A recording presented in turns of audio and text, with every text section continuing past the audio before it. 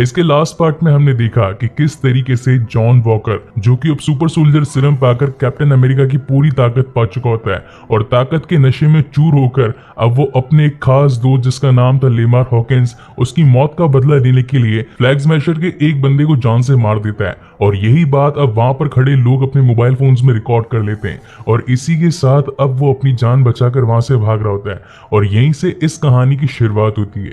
इसकी शुरुआत में हमें दिखाया जाता है कि जॉन वॉकर वहां से भागते भागते एक अबैंडन्ड सी जगह पर पहुंच जाता है, जहां पर वो अपने आप को देखता है और सोचता है कि आखिर मैंने ये क्या कर दिया, क्या मैंने सही किया या फिर मुझे ऐसा नहीं करना चाहिए था। उसे लेमार की कही भी वो हर बात याद आने लगती है जो कि वो कभी बैठकर आपस में किया करते थे।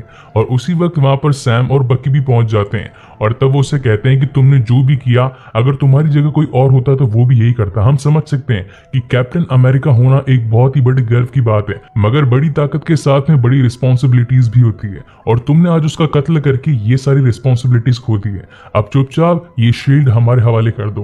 तब वहां पर वो कहता है कि अच्छा, अब मेरे गेम समझ में आया, तुम यहाँ पर मुझसे मेरी शील्ड लेने के लिए आए हो, ये तो तुम्हें मुझसे लड़कर ही मिलेगी। और उसकी ये बात सुनने के बाद में अब सैम और बकी अब जॉन वॉकर से भिड़ जाते हैं और फिर उन तीनों के बीच में एक बहुत ही ब्रूटल फाइट हमें दिखाई जाती है।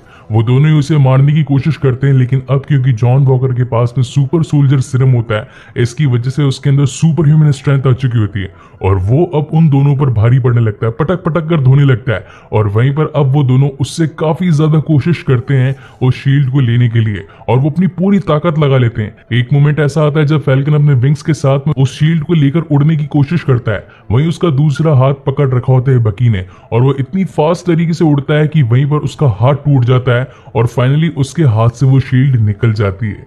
और काफी लड़ाई के बाद में अब फाइनली वो उसे जख्मी करके सैम और बकी वहां से शील्ड को लेकर निकल जाते हैं। वहीं अगले सीन में हमें रीगा का जीआरसी कैंप दिखाया जाता है। ये वही कैंप था जिसके अंदर टोनिया मदानी ने काफी सारे सुपर सोल्जर्स को जगह दे रखी थी, एक पनाह दे रखी थी, मगर अब पुलिस को इस बारे में पता चल गया होता है कि वो सभी यहीं पर छिपे थे और इस बात की तहकीकात करने के लिए वो जीआरसी कैंप के अंदर जितने भी लोग मौजूद होते हैं उन्हें अपने साथ में ले जाते हैं। और उनकी ये बातें चली रही थी और तभी वहां पर टॉरस पहुंच जाता है। तो वो उससे पूछता है कि आखिर आपके साथ क्या हुआ, वो लड़ाई के अंदर कौन जीता।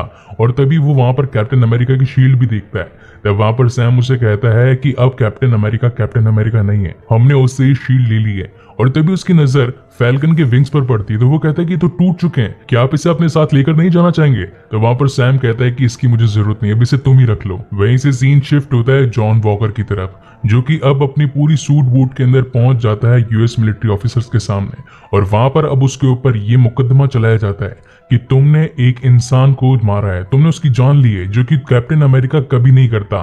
तब वहां पर वो अपनी सफाई के अंदर कुछ बताना चाह रहा था, मगर वहां के सारे ऑफिसर उसे कुछ बोलने से मना कर देते हैं। इस बात से अब जॉन वॉकर को और ज्यादा गुस्सा आता है और वो कहता है कि मैं तुमसे पूछ नहीं रहा हूं, मैं तुम्हें बता रहा हूं। उस कंडीशन के अंदर मेरा जो सबसे बेस्ट फ्रेंड था उसके ऊपर उन लोगों ने हमला किया।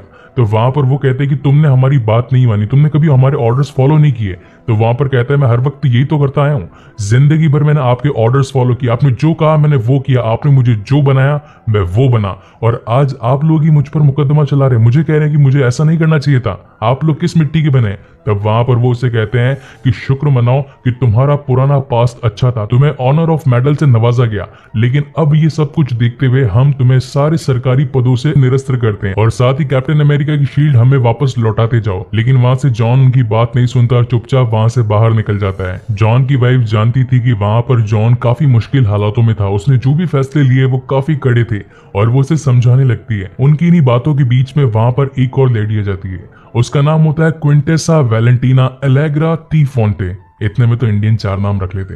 ये अंग्रेज लोग थोड़े छोटे नाम क्यों नहीं रखते, स्क्रिप्ट लिखने में कितनी प्रॉब्लम होती है। Coming back to the main point, वो वहां पर आकर उसे कहती है कि मैं जानती हूँ जॉन, तुमने जो भी किया वो तुम्हारी तरफ से सही किया और हालांकि ऐसा करना भी चाहिए था। फ्लैग मैशर्स को इस दुनिया में रहने का कोई भी हक नहीं है, मैं तुम्हारा साथ दे सकती हूँ तुम्हारे सभी कामों में। तो जॉन उसे कहता है कि आखिर तुम कौन और मेरी मदद क्यों करना चाहती हो। तो वो कहती है कि कुछ बातें राज रहे तो अच्छा ही रहेगा, मैं तुम्हारे पास में एक नंबर छोड़कर जा रही हूँ और जब भी कॉल करूँ फोन उठा लेना, मेरा फोन कभी मिस मत करना। और जाने से पहले एक और इम्पोर्टेंट बात, वो शील्ड कभी गवर्नमेंट की थी ही नहीं, वो लावारिस थी और आज तक उसका कोई वारिस नहीं है। तुम्हें उन्हें लौटाने की कोई जरूरत नहीं, उसे मैं देख लूंगी। कार्ली मॉर्गनथाउ जब रीगा के अंदर अपने जीआरसी कैंप में रिफ्यूजीज के पास में आती है तो वो देखती है कि वो जगह तो पूरी तरीके से सील कर दी गई है, हर कोई वहां से निकाल दिया गया है और पुलिस कस्टडी में। अब इस बात से मॉर्गनथाउ को काफी ज्यादा गुस्सा आ जाता है और वो अपने दोस्तों के साथ में ये प्लानिंग करती है कि अब इस शहर पर कहर बरसेगा। हमने पहले अपनी अच्छाई दिखाई, लोगों का साथ दिया, मगर ये लोग अच्छाई के लायक नहीं है, इसलिए हम अब जंग के लिए तैयार हैं। वहीं पर अब सीन शिफ्ट होता है सकोविया में, जहां पर हमें दिखाया जाता है बैरन ज़ीमो। उसी वक्त उसके पीछे आ खड़ा होता है बकी और वो उसे बंदूक दिखाकर कहता है कि मैं तुम्हें जान से मार दूंगा। मगर जैसे वो उसे शूट करता है बैरन ज़ीमो की, तो एक मोमेंट के अंदर फट जाती है और तब उसे पता चलता है कि वो बंदूक तो खाली थी, क्योंकि बकी ने उसके अंदर से गोलियां ऑलरेडी निकाल दी थी। और तब वहां पर वो बुला लेता है वकांडियंस को और वकांडियन के हाथों अब ज़ीमो को ट्रांसफर कर देता है। वो कहता है कि अब ये तुम्हारा शिकार है, अब इसको तुम संभालो। और वकांडियन उसे अपने साथ लेकर निकल जाती है और वो कहती है कि अब तुम्हें अंडर वाटर जेल में रखा जाएगा, देखते हैं कि वहां से तुम कैसे भागते हो, तुम्हारी जिंदगी अब वही निकलेगी। इसी के साथ जाने से पहले वहां पर बकी उनसे कहता है कि कुछ मूवमेंट पर मुझे तुम्हारी जरूरत पड़ेगी। अभी मूवमेंट क्या है ये हमें आगे छठे पार्ट के अंदर पता चलेगा। वहां से वो अपनी बहन सारा के पास आ जाता है और अब अपने घर का काम संभालने के लिए तैयार हो जाता है। तब सारा उसे बताती है कि हमारी बोट काफी ज्यादा खराब हो चुकी है, हमें उसे बेचना पड़ेगा। मगर दिक्कत इस बात की है कि खराब बोट को कोई खरीदना नहीं चाहता। अगर उसे रिपेयर करना है तो सबसे पहले तो उसके कुछ कीमती पार्ट्स खरीदने होंगे, मगर वो पार्ट्स इतने महंगे कि उन्हें खरीदने के लिए हमारा पूरा घर ही बिक जाएगा। उसी वक्त वहां पर सारा के दोनों बच्चों का स्कूल जाने का टाइम हो चुका था, तो सारा कहती है कि टिफिन में जो खाना है वो शेयर करके तुम्हारे फ्रेंड्स के साथ में जरूर खाना। तब वहां पर सैम कहता है कि आज तक तुम्हारी आदत गई नहीं मदद करने की। तो सारा कहती है कि हमें हमारे माँ बाप ने यही तो सिखाया है, हमारे माता पिता भी तो हमें लोगों के साथ में खाना शेयर करके खिलाना सिखाते थे, हमने कितने लोगों की मदद करी।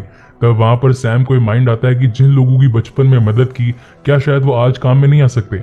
और इसी के साथ अब वो अपने सभी फ्रेंड्स को कॉल करने लगता है और अपनी मदद के लिए बुलाने लगता है। और अब कॉलिंग के बाद में अगले दिन उनकी जगह पर काफी सारे फ्रेंड्स आ जाते हैं जो कि उस बोट को रिपेयर करने के अंदर सैम और सारा की मदद करते हैं। और उसी वक्त वहां पर बकी भी पहुंच जाता है और बकी अब उसे एक बॉक्स देता है जिसके अंदर कुछ सीक्रेट सामान पड़ा होता है। इसके अंदर क्या है ये हमको आगे पता चलेगा। वहीं दूसरी ओर अब जॉन सीधा पहुंच जाता है लेमार के माता पिता के पास में, क्योंकि उनका जवान बेटा मरा था और उनके माता पिता को एक सपोर्ट की जरूरत थी। और वो घर आकर सारी सच्चाई बताता है कि किस तरीके से उन फ्लैग स्मैशर्स ने बड़े ही बेरहमी से लेमार को जान से मार दिया, मगर मैंने उनका पीछा किया और उनमें से एक को जान से मार दिया। और यहाँ की पुलिस और कोर्ट को देखो, उन्होंने तो मेरा सहायता करने की बजाय मुझे ही अपने पद से हटा दिया। और वहां पर एक काफी ज्यादा सेंटिमेंटल मोमेंट क्रिएट हो जाता है। तो वहां पर लेमार की माँ जॉन को बताती है कि ये एक फोटो है जो कि लेमार हमेशा अपने पास रखता था, ये तुम्हारी जंग से आने के बाद की फोटो है।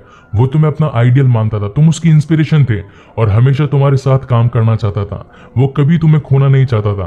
तब वहां पर जॉन भी उसकी मॉम से यही कहता है कि मैं भी कभी लेमार को खोना नहीं चाहता था। और इस सेंटिमेंटल मोमेंट के बाद में वो जाते जाते उनसे एक बात कहकर जाता है कि अगर फ्यूचर में आपको कभी भी किसी चीज की जरूरत पड़े तो मैं हमेशा आपके लिए तैयार रहूंगा। ऑन दी अदर हैंड हमें दिखाई जाती है शैरन कार्टर, जो कि किसी बैटरॉक को कॉल कर कहती है कि मैं आज तुम्हें एक बहुत ही इंपॉर्टेंट काम देने वाली हूँ और इसके लिए मैं तुम्हें दुगने दाम भी दूंगी। अगर तुमने मना किया तो पछताना के अलावा तुम्हारे पास और कोई काम नहीं होगा। और इसी के साथ अब हमें दिखाए जाते हैं सैम और बकी, जो कि अब उस बोट को रिपेयर करने में लग जाते हैं, जो कि सैम की खानदानी बोट होती है। और उसे रिपेयर कर देने के बाद में उनकी बॉन्डिंग काफी ज्यादा अच्छी हो जाती है। वहीं अब सैम उस शील्ड के साथ में एक तगड़ी प्रैक्टिस भी शुरू कर देता है, हार्ड ट्रेनिंग शुरू कर देता है। और साथ ही साथ अब वो बकी को ये भी बता रहा है कि जंग के हालात होने वाले हैं। मुझे लगता है कि कार्ली मॉर्गनथाउ अब चुप नहीं बैठेगी, उसके एक साथी की डेथ हुई है और वो उसका बदला लेने के लिए हमारे पास में जरूर आएगी, इसलिए मुझे अब उनसे बदला लेने के लिए अपने आप को सशक्त बनाना पड़ेगा। मगर तब वहां पर बकी काफी ज्यादा उदास होता है, तो सैम उससे पूछता है कि क्या तुम्हें तुम्हारे बुरे सपने आज भी आते हैं? तो वो कहता है कि हाँ, मैं आज तक कभी अपनी पुरानी गलतियों से उभर ही नहीं पाया, वो हर वक्त मेरी आंखों में आते रहते हैं। तो सैम उसे कहता है कि अगर तुम अपनी गलतियां सुधारना चाहते हो तो जाकर उनसे सॉरी मत कहो, बल्कि उनसे पूछो कि मैं तुम्हारी किस प्रकार हेल्प कर सकता हूँ।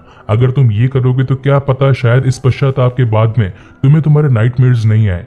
और इसी के साथ में अब बकी उसे बाय कहकर निकल जाता है कि मैं अपनी पुरानी गलतियों को सुधारने जा रहा हूँ, मगर जब भी तुम बुलाओगे और जब भी तुम्हें मेरी जरूरत होगी मैं एंड टू एंड वहां पर आ जाऊंगा। और अब अगेन सैम विल्सन अपनी पूरी ताकत के साथ में फुल प्रैक्टिस करना शुरू कर देता है।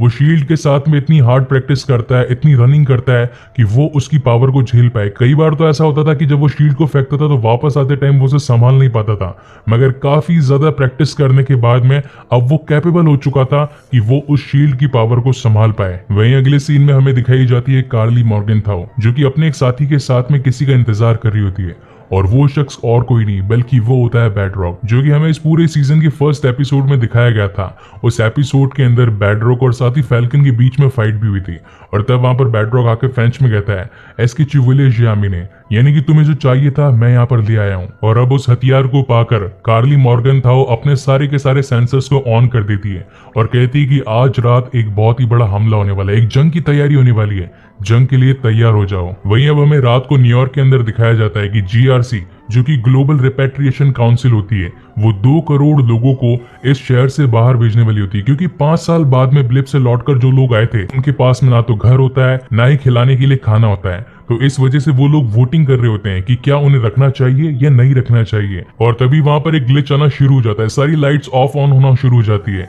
इसका मतलब ये है कि वहां पर जरूर कोई एक बड़ी पावर पहुंचकर वहां पर हमला करने वाली है। ऑन दी अदर हैंड अब वो टाइम आ चुका था जब सैम विल्सन बकी द्वारा दिए गए बॉक्स को ओपन करता है, और मेरी प्रेडिक्शन के अकॉर्डिंग मुझे तो ये लग रहा है कि वकांडियंस ने डेफिनेटली अब सैम विल्सन के लिए एक सूट भेजा होगा जो कि कैप्टन अमेरिका से थोड़ा बहुत रेट करता होगा, क्योंकि अब सैम के पास में होती है वो शील्ड जो कि कैप्टन अमेरिका की होती है। और अब इसके साथ में सैम तैयार होता है उन सभी से फाइट के लिए, और इसी सस्पेंस के साथ में एपिसोड खत्म होता है कि आखिर उस बॉक्स में से क्या निकलेगा। क्या सैम उन सभी को रोक पाएगा, और या फिर वो सारे के सारे फ्लैग स्मैशर उस पर भारी पड़ने वाले हैं? इसका खुलासा तो लास्ट एंड फाइनल एपिसोड यानी कि falcon and the winter soldier के लास्ट 6th एपिसोड में ही होगा। वहीं इसके पोस्ट क्रेडिट सीन में हमें दिखाया जाता है कि जॉन वॉकर अपने ऑनर ऑफ मेडल के साथ में अब अपनी एक न्यू कैप्टन अमेरिका शील्ड के ऊपर काम कर रहा होता है, वो उसे बिल्ड कर रहा होता है, और इसी के साथ ये एपिसोड यहीं पर फाइनली खत्म होता है।